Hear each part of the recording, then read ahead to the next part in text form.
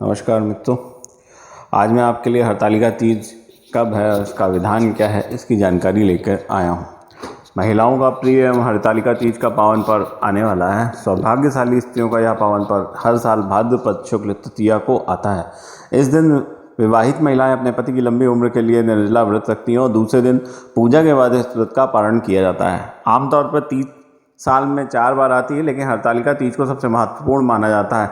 यह व्रत अविवाहित लड़कियों का भी अच्छा पति पाने के लिए रहती हैं। भाद्रपद शुक्ल तृतीया को आने वाले व्रत भारतीय महिलाओं के लिए सबसे कठिन व्रतों में शामिल किया गया है। यह एक ऐसा व्रत है जिसे विवाहित महिलाओं के अलावा अविवाहित लड़कियां भी रखती हैं। यह व्रत मुख्य रूप से यूपी, बिहार, मध्य प्रदेश सहित कई उत्तर पूर्वी राज्यों में श्रद्धा के साथ मनाया जाता है। हरतालिका तीज पर भगवान शिव, माता पार्वती, भगवान गणेश की पूजा की जाती है। इस दिन विवाहित महिलाएं निर्जला व्रत रखती हैं और अपने पति की लंबी उम्र की कामना करती हैं। हरतालिका व्रत निराहार और निर्जल रहकर किया जाता है। हिंदू धर्म की पौराणिक मान्यता के अनुसार इस व्रत के दौरान महिलाएं सुबह से लेकर अगले दिन सुबह सूर्योदय तक जल भी नहीं ले सकती हैं। विवाहित महिलाएं हरतालिका तीज का व्रत बिना अन्न जल के 24 घंटे तक करती हैं। भारतीय विवाहित महिलाओं के लिए हरतालिका तीज का बहुत महत्व है। हरतालिका तीज पूरे भारत में हर्षोल्लास के साथ मनाया जाता है। हरतालिका तीज श्रावण मास के शुक्ल पक्ष की तृतीया तिथि को ही मनाया जाता है। इस तीज को हरियाली तीज या श्रावणी तीज कहते हैं। जो सावन में मनाई जाती है उसको हरियाली तीज या श्रावणी तीज कहते हैं। हिंदू धर्म की प्राचीन मान्यताओं के अनुसार इस दिन भगवान शिव और देवी पार्वती का पुनर्मिलन हुआ था। हरतालिका तीज को दृढ़ संकल्प का प्रतीक और अखंड सौभाग्य की कामना का पवित्र व्रत माना जाता है।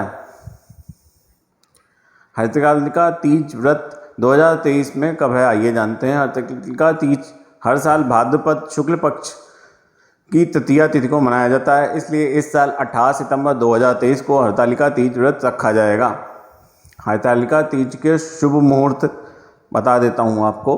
दिन सोमवार 18 सितंबर 2023 तृतीया तिथि प्रारंभ होगी सुबह 11:10 से और अगले दिन तृतीया तिथि समाप्त होगी 12:40 18 सितंबर को। प्रातःकाल 6:07 से 8:34 तक का जो मुहूर्त है वो बहुत शुभ माना जाएगा। हरतालिका तीज का क्या महात्मा है। सौभाग्यवती स्त्रियां अपने सुहाग की लंबी उम्र के लिए, अविवाहित लड़कियां मनचाहा वर पाने के लिए हरतालिका तीज का व्रत रखती हैं। पहला व्रत माता पार्वती ने भगवान शिव शंकर के लिए किया था, इसलिए विशेष रूप से गौरी शंकर की पूजा की जाती है। उत्तर भारत के कई राज्यों में इस दिन मेहंदी लगाने और झूला झूलने की भी प्रथा है।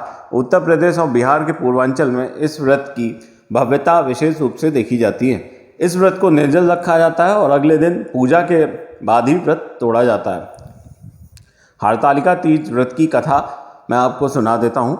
माता पार्वती भगवान शंकर को पति के रूप में प्राप्त करना चाहती थी, इसके लिए वह घोर तपस्या करने लगी। माता पार्वती ने कई वर्षों तक निराहार और निर्जल व्रत किया। एक दिन महर्षि नारद माता पार्वती के पिता हिमालय के घर आए और कहा, भगवान विष्णु आपकी पुत्री पार्वती के तप से प्रसन्न होकर उनसे विवाह करना चाहते हैं। मैं उनका प्रस्ताव लेकर आपके पास आया हूँ। यह सुनकर हिमालय की खुशी का ठिकाना नहीं रहा। उन्होंने हाँ कर दी।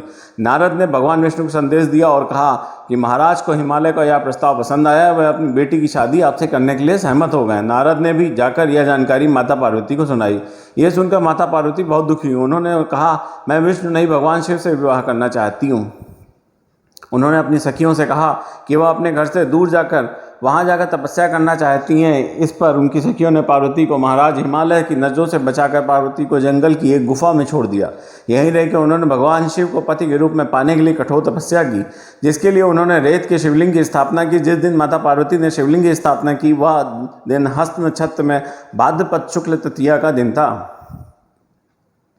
गीली काली मिट्टी या बालू, रेत, बेलपत्र, शमी पत्ता, केले का पत्ता, धतूरा, इन हरतालिका तीज में क्या सामग्री प्रयुक्त होगी उसका भी मैं आपको बता देता हूँ। गीली काली मिट्टी, बालू, रेत, बेलपत्र, शमी पत्ता, केले का पत्ता, धतूरे का फल और फूल, अंकाओं का फूल, तुलसी, मंजरी, जनेवा, नाड़ा, वस्त्र, सभी प्रकार के फल और फूल के पत्ते, श्रीफल, कलश, अबीर, चंदन, घी, तेल, कपूर, कुमकुम, दीपक, पंचामृत और अभिषेक के लिए घी, दही, चीनी, शहद, पार्वती माता की सुहाग सामग्री, मेहंदी, चूड़ी, बिछिया, काजल, बिंदी, कुमकुम, सिंदूर, कंघी, महौर और सुहाग पुड़ा आदि।